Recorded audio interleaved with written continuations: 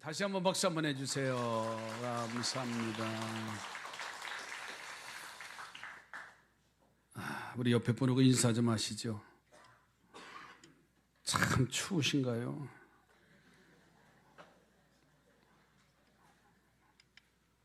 어떤 분은 되게 춥다고 하고 어떤 분은 견딜만 하다고 하고 다 자기 상황에 따라 다 달라요. 집안에 큰 일이 있으면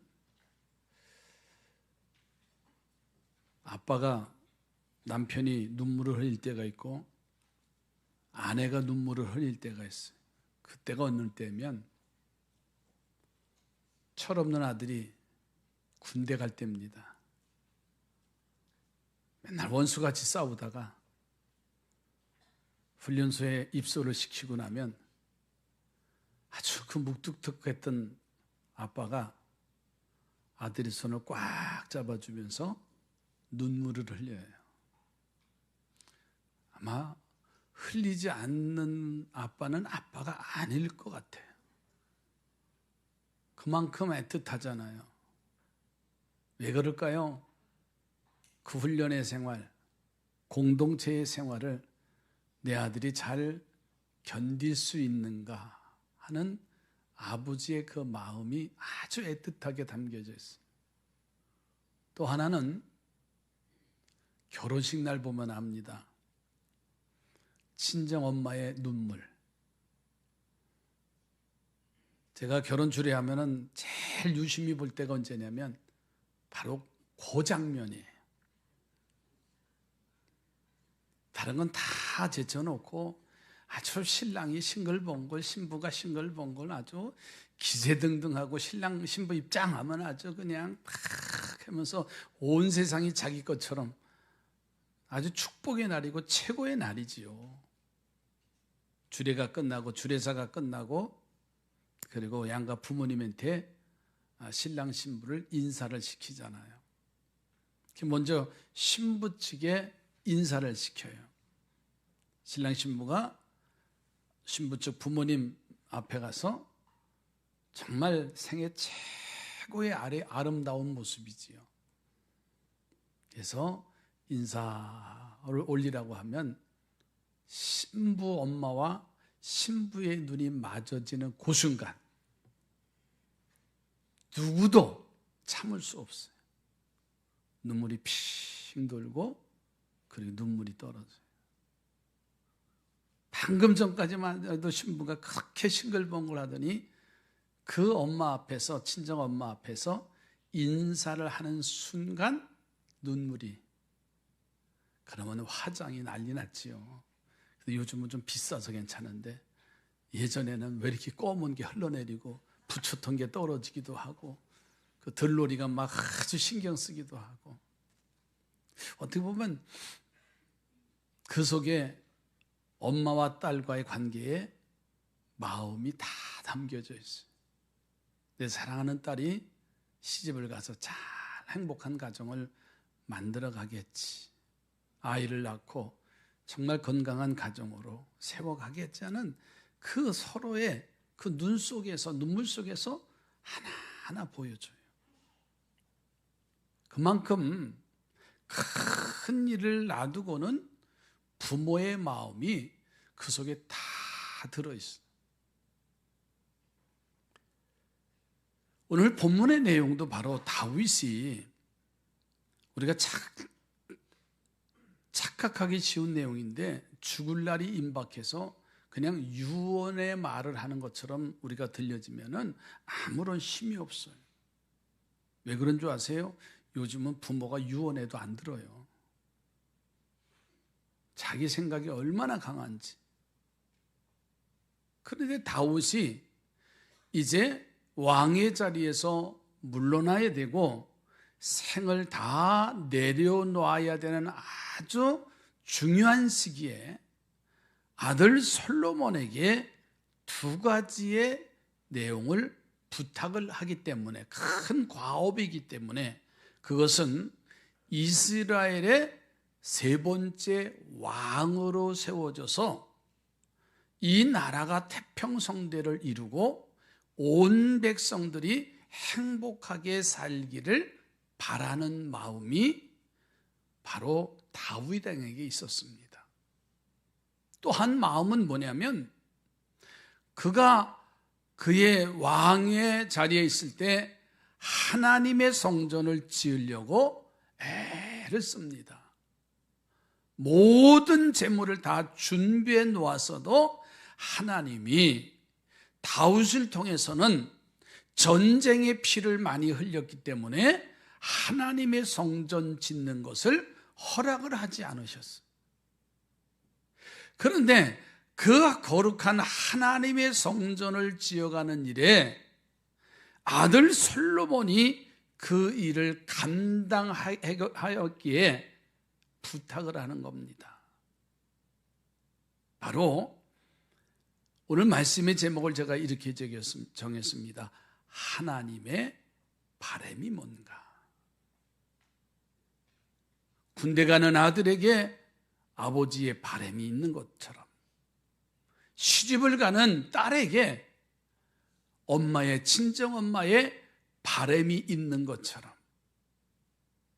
다윗이 그의 아들 솔로몬에게 왕의 자리에 오르고 하나님의 성전을 지어야 할 이 위대한 가와업을 이 솔로몬에게 지어주기에는 너무나 힘이 들 것 같아서 그에게 부탁의 말씀, 다윗의 바람, 하나님의 바람이 있었어요. 그 바람이 뭘까요? 첫째는 대장부가 되라고 하시는 하나님의 바람이 있습니다. 자, 오늘 본문의 2절 말씀을 보실까요? 내가 이제 세상 모든 사람이 가는 길로 가게 되었노니 너는 힘써 대장부가 되고.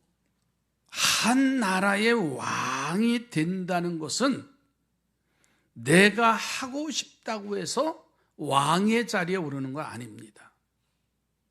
그래서 옛말에 왕은 하늘이 내리는 것이다라는 이야기가 많이 있습니다. 우리나라 대통령이 지금 얼마나 힘들어요. 하여튼 누가 되든 대통령은 힘들어요. 잘하든 못하든 잘하려고 애를 써도 끌어내리고, 아주 실수하면 이거는 뭐 벌떼처럼 덤벼들어야 되고, 많은 사람들이 지금 대통령이 누가 대통령 될 줄 알았어요. 여야를 떠나서 하늘이 내린 사람이라는 말을 우리는 기억해야 됩니다. 그만큼 힘든 여정이라는 사실이에요. 솔로몬도 왕의 자리에 오른다는 말이 그렇게 쉬운 게 아니에요. 왜 그런 줄 아세요? 다윗에게는 아들 솔로몬이 있는 게 아니에요. 다른 여러 아들들이 있어요. 오늘 본문에서 나오는 그 아들들의 이름도 나오지만 특별히 그 중에서 아주 야망이 큰 아들이 있는데 그 아들이 누구냐면 압살롬이에요. 이 압살롬은 아버지가 나이 많이 들어서 힘과 권력이 없을 때 군대를 자기 편으로 끌어들여요. 백성들의 인기를 끌어들입니다. 그리고서는 반역을 일으켜서 나라를 세우는 그런 모습을 보세요. 그러니 솔로몬이 왕의 자리에 오른다고 하는 것은요, 그냥 우연한 일치에 왕의 자리에 오른 것이 아니라는 사실이. 또 아도니아라고 하는 형이 있어요. 이 아도니아라고 하는 인물은 솔로몬과 배가 다른 형이에요. 그런데 그가 솔로몬이 왕의 자리에 오른 뒤에도요, 왕권 다툼이 일어나서 형제들이 죽고 죽이는 난이 일어납니다. 그런 중에 솔로몬이 왕이 되어졌으니까는 그의 성품이나 인품이 왕이 될 제목을 가지고 있었고, 아버지 다윗 왕이 보기에도 다른 형제보다 뛰어났기 때문에 그에게 왕의 자리를 물려주기를 결심을 하고 솔로몬을 자신 앞에 부른 거예요. 자, 그런데도 아버지 다윗이 솔로몬에게 마지막으로 당부하는 첫 마디가 바로 오늘 2절에 있는 말씀처럼 심서 대장부가 되라, 이런 말씀을 해요.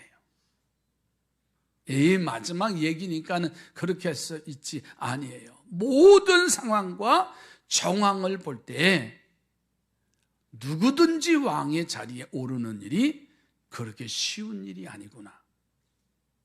더더군다나 하나님의 성전을 지어가야 한 그 위대한 과업도 여러분 쉬운 일이 아니라는 사실이에요. 근데 왜 다윗 왕이 제목이 될 넉넉할 이 솔로몬을 향해서 대장부가 되라고 명을 하셨을까?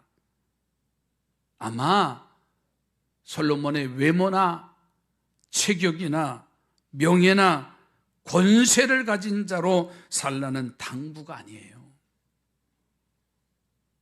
솔로몬, 너는 왕위의 자리에 오르고 하나님의 성전을 지어야 할 큰 사명을 가졌는데 마음을 넓히고 너 큰 사람이 되어야 된다.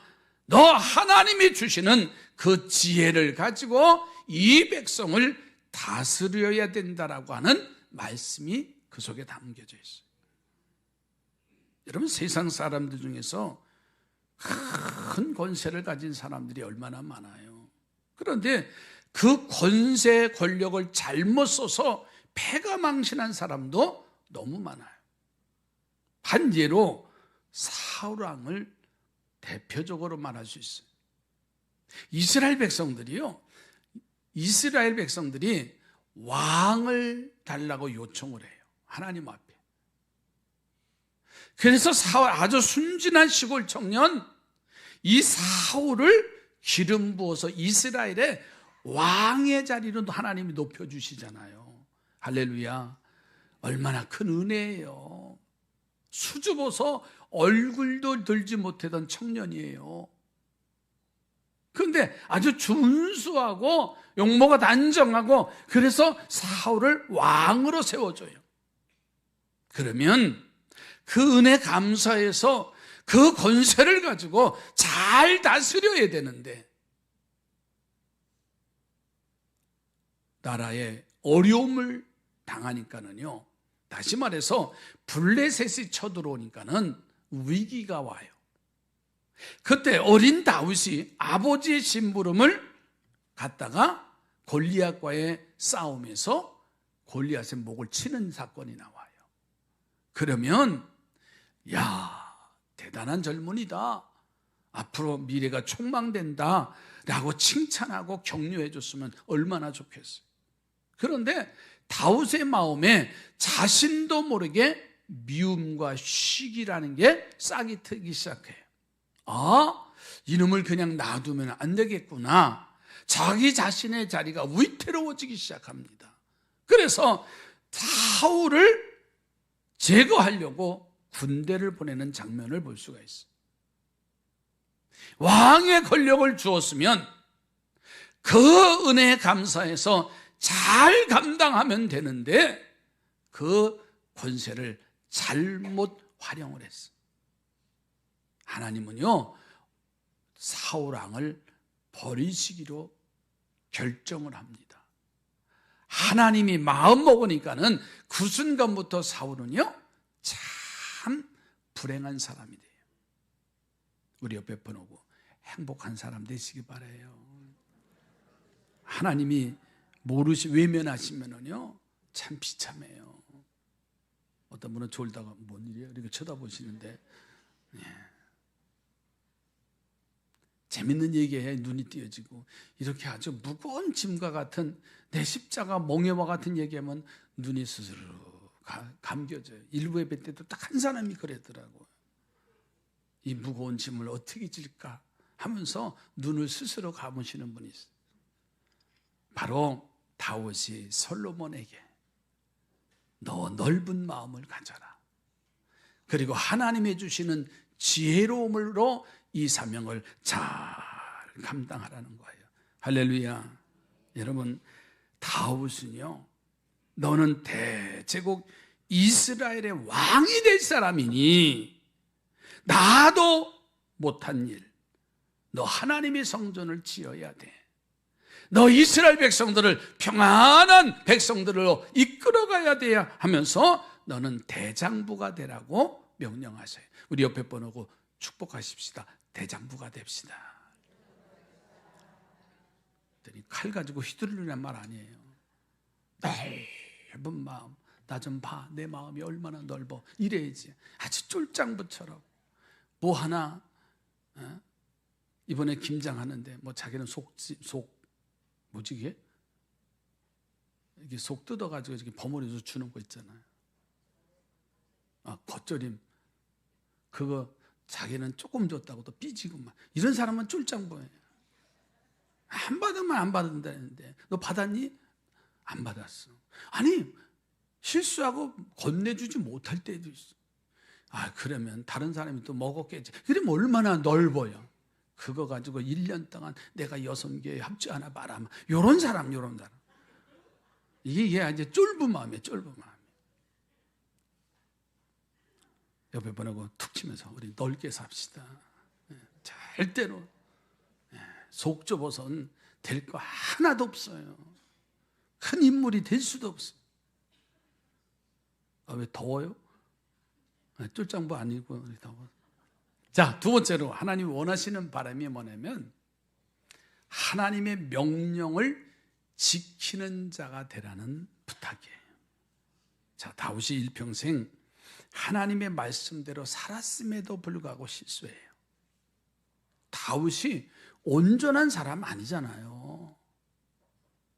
다윗의 가오도 얼마나 많은지 몰라요. 그럼에도 불구하고 하나님의 주시는 말씀을 지키려고 애를 쓴 사람이 아무리 손해가 되더라도요 하나님이 기뻐하시는 일을 행하지 않으려고 애를 썼어요. 사무엘상 26장에 가서 보면 늘 제가 하시는 말씀, 드려지는 말씀, 잘 이용하는 말씀이 그곳에 나와요. 사울이 군대를 보내서 다윗이 피신한 곳 거기까지 쫓아갑니다. 그래서 엔게디 동굴에 다윗이 숨어요. 근데 사울이 보낸 사울과 군사들이 이 동굴까지 들어와서 피곤함이 몰려오니까는 무장해제라고 모든 병사들이 다 잠을 자는 거예요. 그때 다윗은 절호의 기회입니다. 그때 사울왕을 제거했으면 끝나는 거예요. 2다리 뽑고 살 수 있어요. 이 왼수 같은 사울. 때는 이때다. 그런데 다윗은 하나님의 말씀이 늘 가슴속에 담겨져 있었어요. 하나님의 말씀이 살아 있었어요. 여러분, 우리의 영적 삶은요, 하나님의 말씀이 내 심령을 매일 두들겨야 돼요. 그래야 갈등 속에서, 고민 속에서도 하나님 편에 서 있는 우리들의 모습이에요. 그런데 이것도 좋고 저것도 좋고 하나님의 말씀이 무뎌져 가면은 내 생각, 내 방법대로 맘대로 하는 거예요. 그런데 다윗은 하나님의 말씀이 그 심령 속에 잘 박힌 목과 같습니다. 자, 사무엘상 26장 9절 말씀을 한번 보실까요? 다윗이 아비새에게 이르되 죽이지 말라. 누구든지 손을 들어 여호와의 기름 부음 받은 자를 치면 죄가 없겠느냐 하고. 11절 말씀도 더 보세요. 내가 손을 들어 여호와의 기름 부음 받은 자를 치는 것을 여호와께서 금하시나니 너는 그의 머리 곁에 있는 창과 물병만 가지고 가자 하고. 아멘. 우리 옆에 분하고 이렇게 축복하십시다. 하나님의 말씀대로 삽시다. 한 번도 모르세요. 정말이냐고. 참 하나님의 말씀대로 살기가 부담스러운 건 사실이에요. 그러나 내 선한 양심은요, 말씀에서만이 지켜져요. 다윗이 하나님의 말씀만을 지키려고 그랬잖아요. 그랬더니 그 다윗을 위해서 사울도 면해 주시고 이스라엘 왕의 자리에 세워주시고 대제국을 건설하는 놀라운 역사가 나타났잖아요. 그러니까 다윗은 자신이 경험한 최대의 진리, 다시 말해서 하나님의 말씀대로 살면 솔로몬, 너에게는 하나님의 축복이 임할 것이야. 솔로몬, 너는 하나님의 말씀대로 살면 이 백성들을 잘 다스릴 것이고 하나님의 성전을 지어서 하나님께 영광을 올려드릴 수 있을 것이다. 할렐루야. 형통의 복을 누릴 수 있다는 거예요.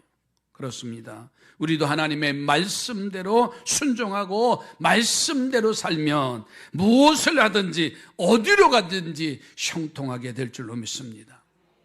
주님께서 주일 성수하라고 하시면 아무리 재미있고 좋은 일이 있어도요, 주일 성수하는 성도들이 되시기 바라요.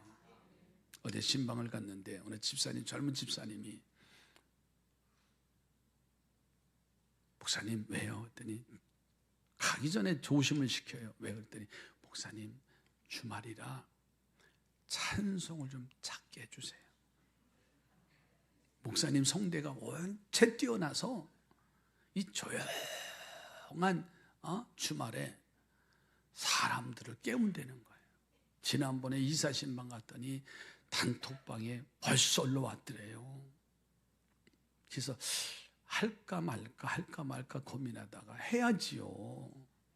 두 곡을 했어요. 아니, 성량을 낮춰서 하면 되잖아요. 이제 말씀이 끝나고 기도해드리고 끝나고 났는데 목사님 왜요? 그랬더니 이번 주일날 어딜 가서 목사님 미리 말씀드린다고. 왜요? 그랬더니 제가 지난 금요일날 심야기도 때 오늘 오후 2시에 저 신천지들이 대구에서 12만 명이 모인답니다. 놀래는 척 좀 해봐요. 전국에서 12만 명이 주여지요 주여 하고 와서 막 10여 년 전에는요, 이 신천지들이 교회에 아주 숨어 들어와서 그 교회 옮기기 나무 뭐라 그러죠? 추석꾼들 그 뭐 아주 몰래 압력할 때 기성교회들마다 깊이 들어와서 별의 교회를 다 휘저놨던 적이 있어요. 그래서 목사님들 속에서 이런 얘기를 해요. 그들이 1년에 한 번씩 꼭 대형 집회를 해요. 이 인천 아시아드 경기장에서도 한 번 했잖아요. 그래서 주일날 예배에 안 오는 사람들은 유심히 봐야 된다. 왜? 그가 신천지인 줄 몰라. 막 그렇게까지 얘기했어요. 여러분 처음 얘기하는 거예요. 그래서 우리 전에 있던 전소맨한테도 전사님 오늘 유심히 다 체크해봐. 권사님이 많아서 이거 신천지 아니야? 막 그러면서 이제 웃기도 했어요. 또 새 가족이 오면 막 아주 참 불행해요. 또 한 가지, 교회 신앙생활은 아주 열심히 하는데 잘 봐. 뭐 11조 하나 안 해나. 지금은 신천지인도 11조 한답니다. 왜냐하면 드러날까 봐. 그전에는 11조는 자기가 섬기는 곳에다가 철저히 하고 열심히 하고 성도들을 막 휘어잡고 아주 그냥 천사처럼 했던 가장한 그런 일들이 있었기 때문에 참 불행한 일들이었지요. 그게 많잖아. 이제는 코로나 때문에 다 드러났잖아요. 근데 타격을 받은 건 기성교회가 타격을 받았다는 거예요. 그만한 영향력. 여러분 하나님의 말씀이라면 목숨 가지고 지키시기 바라요. 옆에 분하고 다시 한번 하나님의 말씀을 잘 지킵시다. 안 지키면 신천지나 이단처럼 자꾸만 의심스러우면 불행한 거예요. 그랬더니 그 집사님이 미리 어제 신고하고 오늘 미리 축가에 뭐 이렇게 하여튼 두뇌화가 간다고 성가대원인데,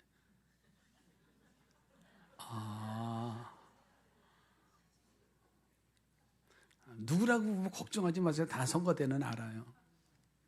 그 얘기를 하면서 참 어제 웃었어요.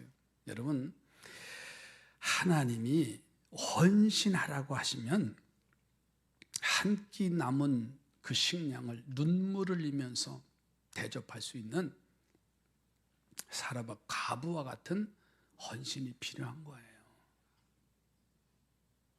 하나님이 순종하라고 하면은요, 내 경험이 풍부하고 나보다 더 전문가가 없는 직종이라 할지라도 베드로는요, 하나님의 말씀에 의지해서 깊은 곳에 가서 그물을 내려요. 헌신합시다, 순종하십니다 라고 말하지만은 과연 헌신의 삶을, 순종의 삶을 내가 살아가고 있느냐고 하는 거예요. 무엇을 하든지 어디로 가든지 형통한 복을 받기를 주의 이름으로 축복합니다. 그러기 위해서는 하나님의 말씀이 우선이 되어야 돼요.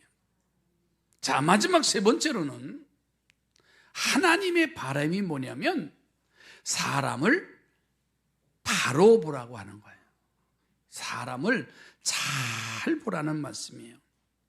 자, 다윗은 세 번째로 자신의 주변에서 일할 사람들이 계속해서 왕의 자리에 오르는 솔로몬의 주변에서 일할 사람들이에요.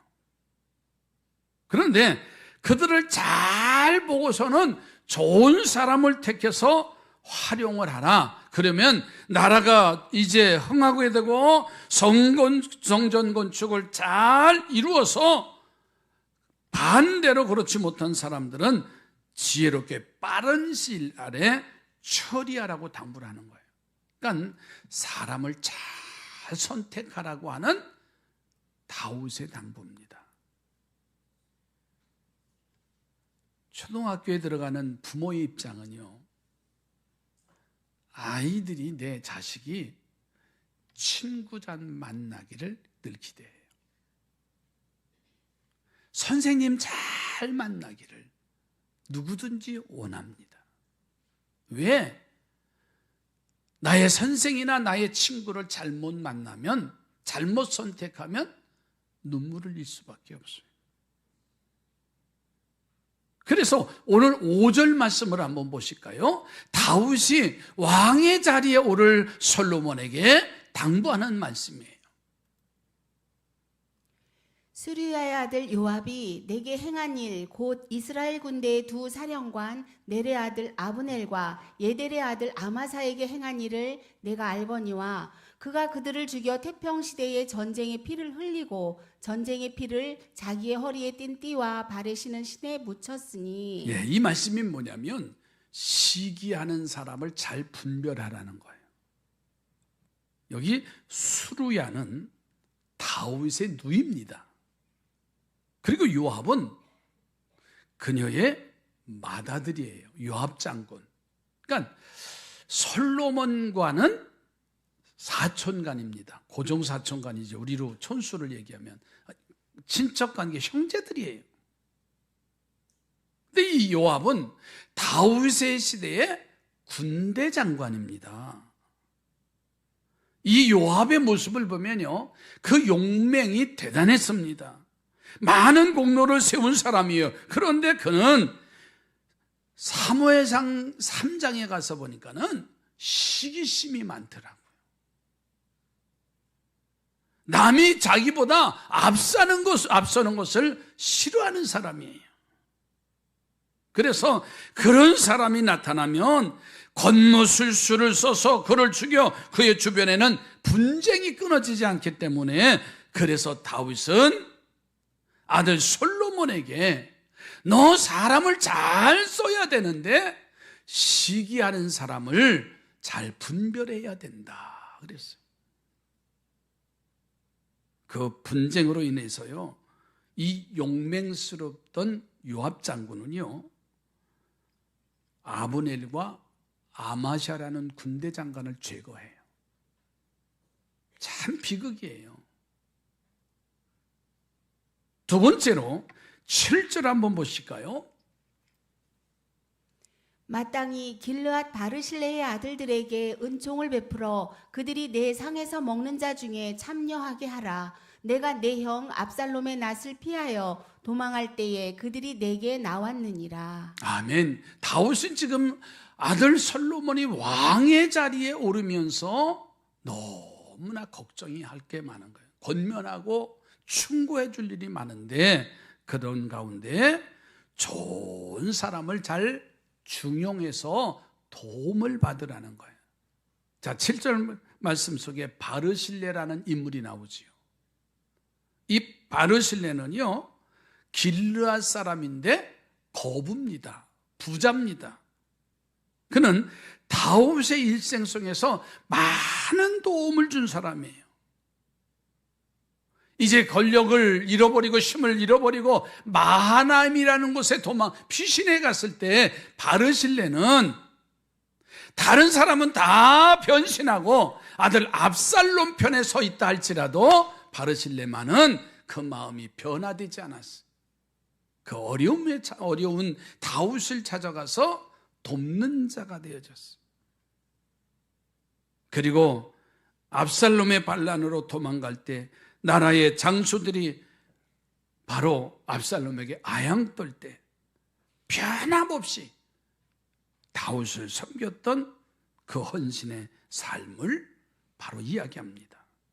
이런 변함없는 충성스러운 사람을 알아보고 그런 사람을 잘 등용해서 왕권의 확립, 성전의 건축할 일을 너 잘 감당해야 돼. 옆에 보고 사람 잘 만나야 돼요. 저는 가끔씩 집사람한테 물어요. 당신 나 잘 만났지? 정말이에요. 왜 이상한 눈으로 보세요? 만났는데 내가 잘못 만났으면 그렇잖아요. 그렇죠? 장인어른이 집사람을 시집 보낼 때, 야, 지금은 이시백 전도사가 신현미를 잘 만났다고 할 거다. 왜냐하면 큰 교회 담임자고 나는 시골 촌놈이 와서 아주, 지금이야 그래도 괜찮지만요, 그때 당시는 못 먹어서 이렇게 해가지고, 또 머리는요 곱슬곱, 제가 좀 반곱슬이에요. 그렇게 마른 데다가 까칠해 보이고, 이 말이죠, 마음에 안 들었다 그 말이죠.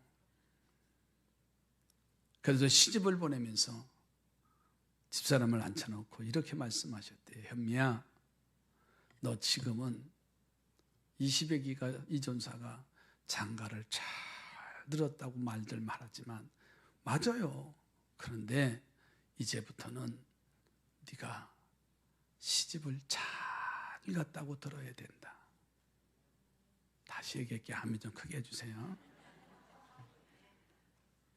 서로가 잘 만남이 축복이잖아요.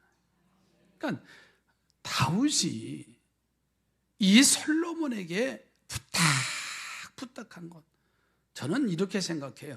신앙도요 잘 만나야 돼. 성도들, 목사는 성도 잘 만나고, 성도는 목사 잘 만나고, 성도는 성도 잘 만나고, 옆에 분하고 우리 잘 만났습니다.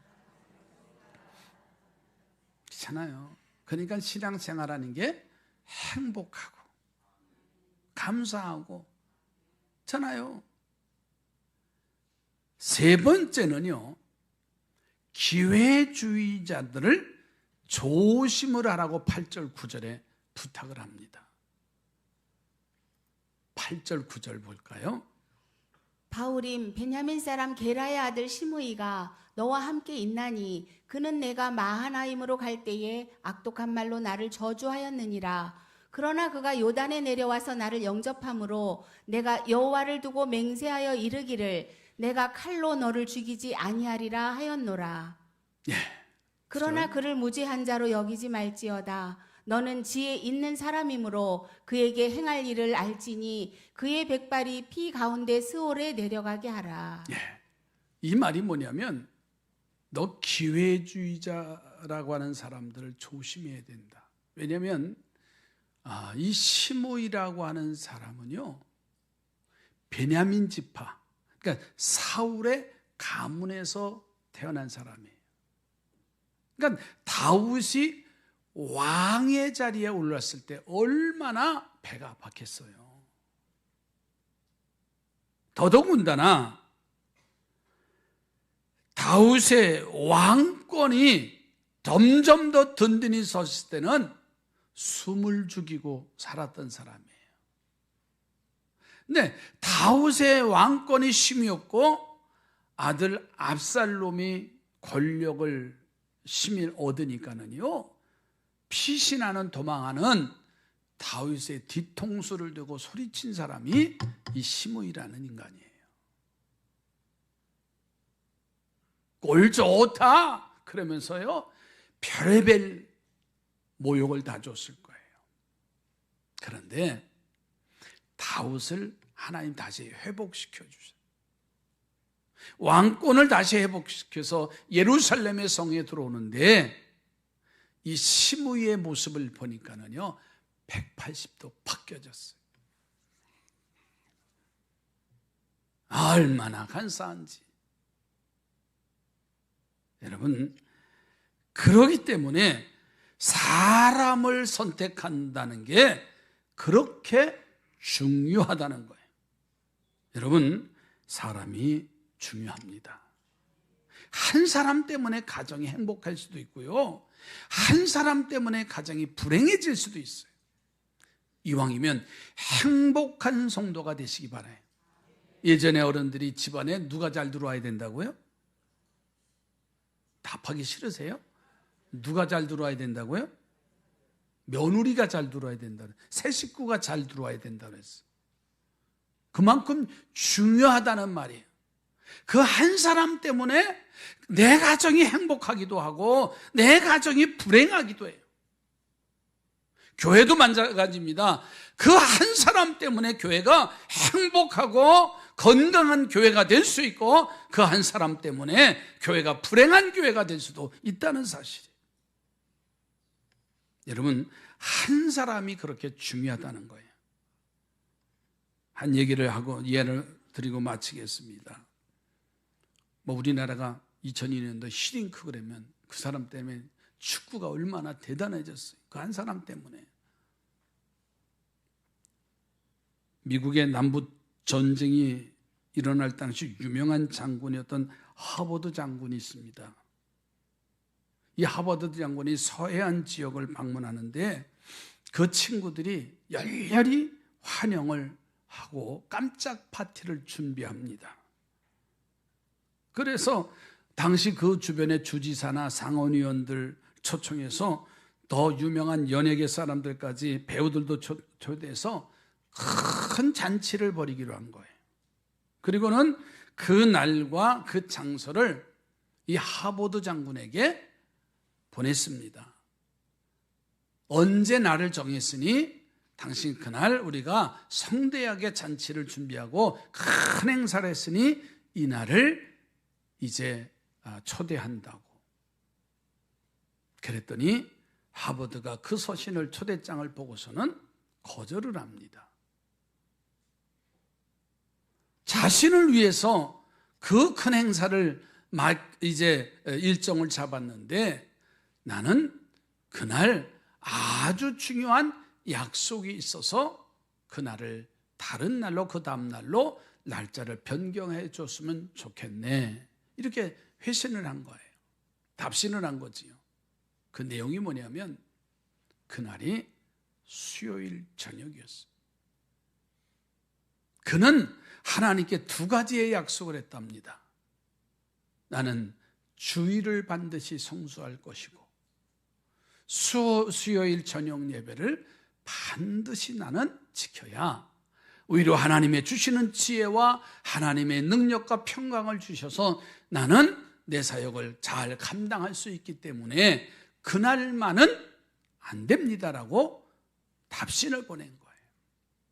난리가 났지요.